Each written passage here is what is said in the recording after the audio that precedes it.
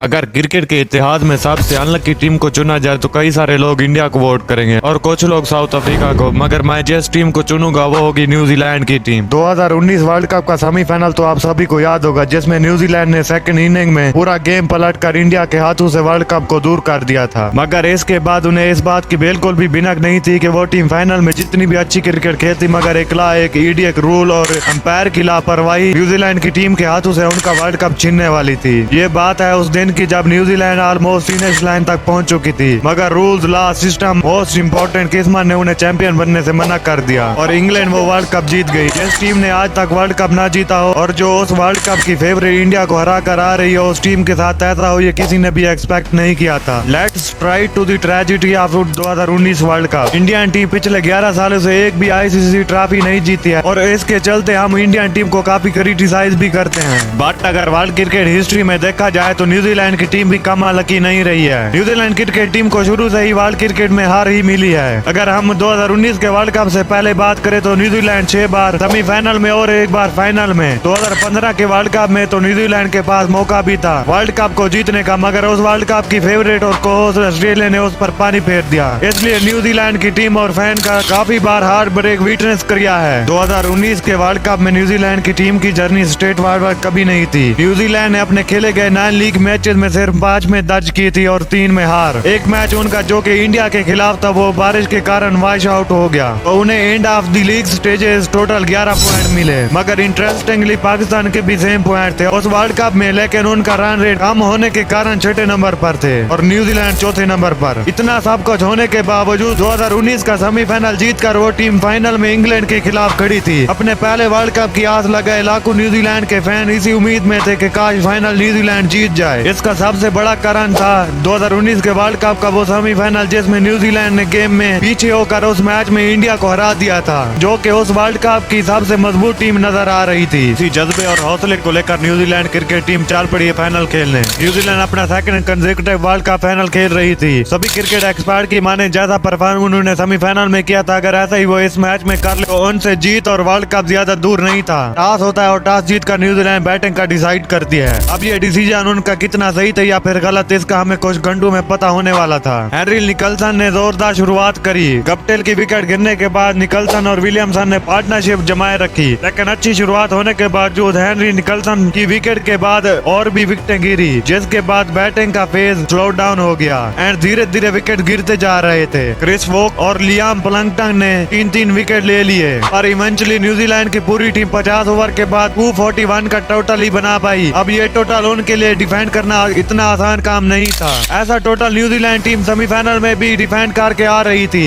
मगर इस मैच में कंडीशन इज टोटली डिफरेंट। तो इस मैच में भी वो टीम उसे डिफेंड कर लेगी इतनी आसानी से इसकी गारंटी कोई नहीं थी और इंग्लैंड की इनिंग कोई खास तेज चालू नहीं हुई। जैसन रॉय सिर्फ 17 रन पर ही आउट हो गए। लोकी फर्गसन, जॉनी ब्रेस्टो और इंग्लैंड टीम के कप्तान एन मॉर्गन की इंपॉर्टेंट विकेट लिए और इंग्लैंड के सिर्फ 86 पर 4 विकेट गिर चुके थे और फिर बेन स्टोक और जोस बटलर मैदान पर उतरते हैं। ऐसा कमबैक दिखाते हैं जो कि क्रिकेट हिस्ट्री में कभी भूला नहीं जाएगा। वो दोनों मिलकर बाउंड्री पे बाउंड्री मारते गए और उन्होंने पूरी इनिंग को संभाला, लेकिन 45 तो ओवर में लोकी फर्गसन ने जोस बटलर की इंपॉर्टेंट विकेट लेकर मैच की पूरी डायरेक्शन को बदल डाला। उसके बाद इंग्लैंड की तरफ से टेल अंडर आने लगे, लेकिन बेन स्टोक एक छोर पर टिके हुए थे और मैच पहुंच गया लास्ट ओवर तक और इंग्लैंड को चाहिए थे 6 बॉलों में 15 run. In the very fast 2 ball red ball nearly दोनों के दोनों बॉल डाट जाते हैं और बेन स्टोक पर प्रेशर बढ़ रहा था। Since the start of the tournament England ने एक भी वर्ल्ड कप नहीं जीता था और अब सारी जिम्मेदारी बेन स्टोक के हाथों में थी। तीसरी बार ट्रेंट बॉल थोड़ी बाहर डालते और स्टोक उसका पूरा फायदा उठाकर बॉल को स्टैंड के बाहर डिलीवर कर देते हैं। अब चाहिए थे 3 बॉल पर 9 रन। फाइनल ओवर की चौथी बॉल और बस एक ऐसी घटना हुई जो वर्ल्ड कप के उस फाइनल मंच पर किसी ने भी एक्सपेक्ट नहीं की थी, जिसने न्यूजीलैंड की शर्मनाक हार की नींव रख दी और जहां पर क्रिकेट फेल कर गया। बेन स्टोक बॉल को जोर से हिट करते हैं लेकिन बॉल को एलिवेशन नहीं मिलता। इस वजह से बेन स्टोक दौड़ना चालू करते हैं। अगर जीतना था तो 2 रन लेने पड़ेंगे क्योंकि नॉन स्ट्राइक एंड पर आदिल रशीद थे। बेन स्टोक दूसरी रन के लिए भागते हैं। कैप्टन के हाथ में बॉल आती है और थ्रो करते हैं। जब बेन स्टोक क्रीज लाइन के साथ आते हैं तो एक डाइव लगाते हैं एंड दूसरी साइड पे बॉल आके उनके बैट से हिट होती है और बॉल सीधा बाउंड्री पे जाती है। न्यूजीलैंड के लिए बुरी खबर ये नहीं थी कि बेन स्टोक ने 2 रन कंप्लीट किए, पर यह थी कि इस बॉल पर इंग्लैंड को 2 नहीं बल्कि 6 रन दिए जाते हैं। This is the one most controversial moment in the entire history of cricket. उस टाइम पर सभी फैंस और प्लेयर शौक में थे। उसके बाद अगली बार स्टोक के पैरों में यार्कर आती है और वो डबल के लिए भागते हैं। Ball unfortunately non striker end पर थ्रो होती है और आदिल रशीद आउट हो जाते हैं। इंग्लैंड को जीतने के लिए चाहिए थे केवल 2 रन, वो भी सिर्फ एक बॉल में। ट्रेंट बॉल लास्ट बॉल डालते हैं, स्टोक बॉल को ऑन साइड की तरफ पुश करते हैं और डबल के लिए भागते हैं। नॉन स्ट्राइकर एंड पर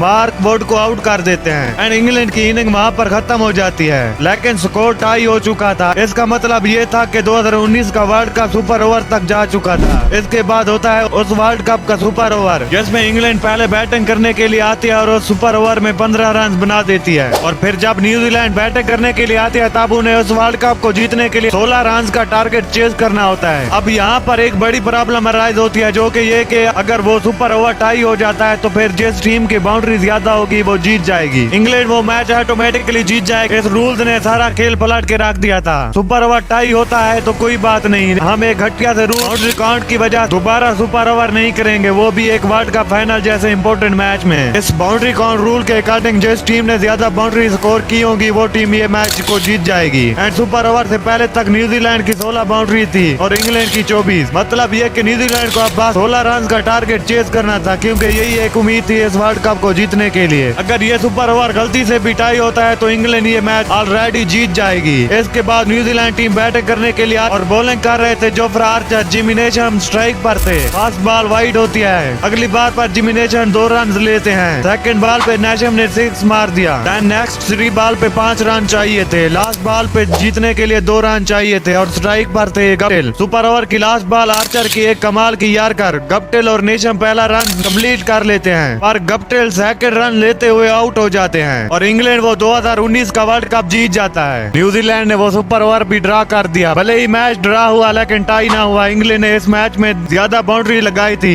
इस कारण उस दिन लाखों न्यूजीलैंड क्रिकेट फैन का दिल टूट गया। वेल, जैसे ही ये सुपर ओवर खत्म होता है and England world cup winner बना, सभी क्रिकेट एक्सपर्ट से लेकर फैंस तक सभी को पता चल चुका था कि ये जीत इंग्लैंड की नहीं हुई है और ना ही क्रिकेट की। मैच टाई हुआ मगर फिर भी एक सिस्टम एंड रूल की वजह से एक टीम जो कि वर्ल्ड कप की जीत की दहलीज पर खड़ी थी, उस टीम से वर्ल्ड कप को छीन लिया गया। आप सभी को पता चल ही चुका होगा कि इन सब की शुरुआत लास्ट ओवर की 4th बॉल से ही हो चुकी थी, जब गप्टिल का वो थ्रो बेन स्टोक के बैट से लाकर वो बॉल बाउंड्री पर चली जाती है। यहाँ पर बेन स्टोक की कोई गलती नहीं है एंड इंटेंशनली बॉल के सामने नहीं है। इससे साफ साफ दिखाई पड़ता है कि एक्सीडेंटली था एंड ऐसा कुछ क्रिकेट में होता रहता है। मगर शॉकिंग ये था कि उसके 6 रन कैसे मिल गए। और इससे भी बड़ा सवाल, क्या बेन स्टोक को एक्चुअल में स्ट्राइक पर होना चाहिए था? 19.8 लॉ कहता है the run shot have counted batsman cross at the instant of the throw और एक्ट। जब गप्टिल ने थ्रो को फेंका तो बेन स्टोक ने स्ट्राइक को क्रॉस नहीं किया था। इसका मतलब है 6 नहीं बल्कि 5 रन कंसीड होने चाहिए थे। और हमें ऑलरेडी पता है कि इस मैच में एक रन की कितनी वैल्यू थी।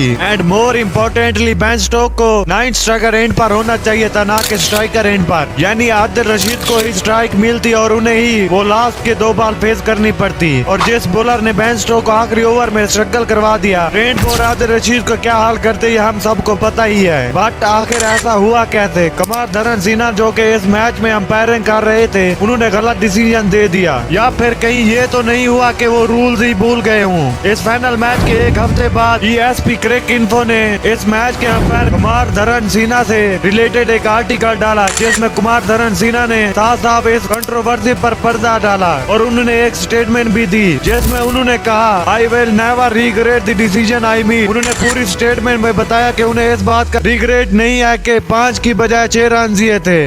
और आगे ये भी बताया कि वो बीइंग एन अंपायर उन्हें इस प्रेशर वाली सिचुएशन में काफी चीजों का ध्यान रखना होता है। फील्डर थ्रो कैसे फेंक रहा है, कहां से फेंक रहा है, थ्रो ना स्ट्राइकर एंड पर आ रहा है या फिर स्ट्राइकर एंड पे, इन सब के बीच वो इस बात का ध्यान रखना भूल गए कि बैट्समैन ने एक दूसरे को क्रॉस करा भी है या नहीं। इन सब के चलते कुमार धरन सिन्हा ने लेग अंपायर से डिसीजन की और उन दोनों ने एज्यूम कर लिया कि बैट्समैन ने एक दूसरे को क्रॉस कर लिया था। इस डिसीजन के लिए ICC ने कुमार धरन सिन्हा को फरियाद किया गया था। इन सब चीजों को सुन के और पूरी ट्रेजेडी को जान के आपको ऐसा लग रहा होगा कि अंपायर की गलती की वजह से एक टीम वर्ल्ड कप नहीं जीत पाई एंड इस स्टेटमेंट के थ्रू अपने आप को बस बेस विलास में डिफेंड कर रहे हैं, जो कि थोड़ी बहुत सही बात भी है मगर शायद पूरी तरह से नहीं। लेकिन इन दी फर्स्ट प्लेस ऐसा क्या हुआ कि वर्ल्ड कप फाइनल में जहाँ पे कई सारे कैमराज लगे होते हैं, उन्हें इस सब के बीच के डिसीजन में एक अजम्पशन के तौर पर करना पड़ा। इसका जवाब भी कुमार धरण सिन्हा ने इसी आर्टिकल में बताया कि उन्होंने क्यों कोई रिप्ले चेक नहीं किया।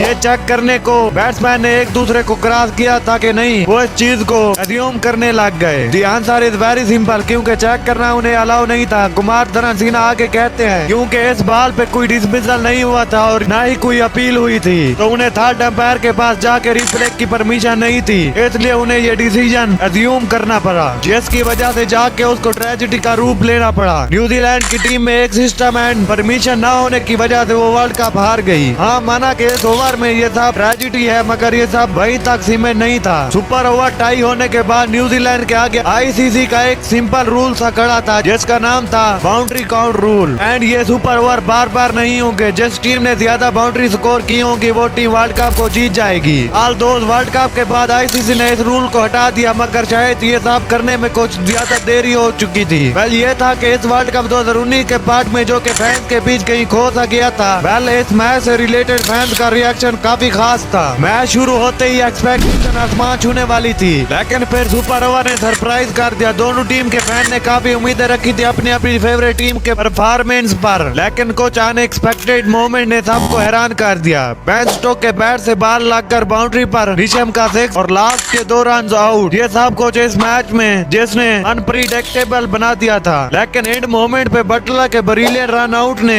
इंग्लैंड को वर्ल्ड कप जीतने का मौका दिया। फैंस का रिएक्शन काफी मिक्स था, कुछ खुश थे तो कुछ डिसअपॉइंटेड थे, लेकिन एक बात तो पक्की है, ये मैच क्रिकेट इतिहास में हमेशा याद रखा जाएगा। लेकिन क्या इस सिस्टम को बस एक बाल के लिए हटा देना चाहिए था या फिर हमेशा रूल्स एंड लॉज पे टिके रहना क्रिकेट अंपायर एंड टीम को भारी पड़ गया? कमेंट करके अपना ओपिनियन जरूर बताना और ऐसी मजीद दिलचस्प और इंटरेस्टिंग वीडियो के लिए हमारे साथ जुड़े रहिए।